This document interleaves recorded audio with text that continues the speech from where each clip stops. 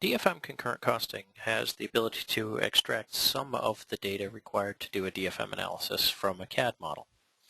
In the DFM concurrent costing software, you can set up the CAD options from the Tools CAD Options menu. And you can see here from this dialog box, we select the CAD application we want to use. Now we have the ability to import data from the Solid View program from Solid Concepts, or SolidWorks versions 2007, 2008, 2009. I'm going to use Solid View for this demonstration today. Then we specify the location to Solid View and the default directory from which we want to open the CAD data. And at this point I'm going to say OK. Now from a new analysis, I would go to the Analysis menu. I would select CAD Import and Import CAD Results, which will bring up the File Open dialog box where I would browse to the CAD file I want to import. This happens to be an STL file. So I'm going to click this gearcover.stl.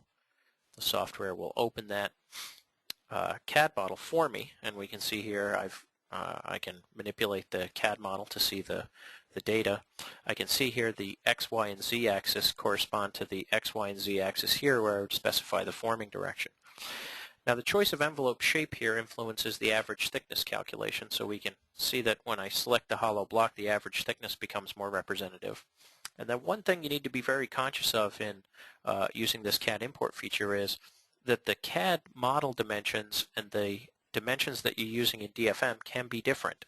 So I could have a CAD model that was drawn in inches, and I could want to do a DFM analysis in metric units. And so you want to make sure that these numbers look representative of what the part size is and that you have the appropriate choice of CAD dimension units in units that you want to do your analysis in. At that point, you would proceed just like a regular analysis. I would select a process and a material. The software will load the material library for me here. I'm going to pick cold chamber die casting, and I'll pick just a generic aluminum alloy. I'm going to say OK, and at that point I get a result, but these fields that are colored in this light brown color here have in fact been extracted from the model. And so this will be helpful for me in generating more accurate results with the concurrent costing software.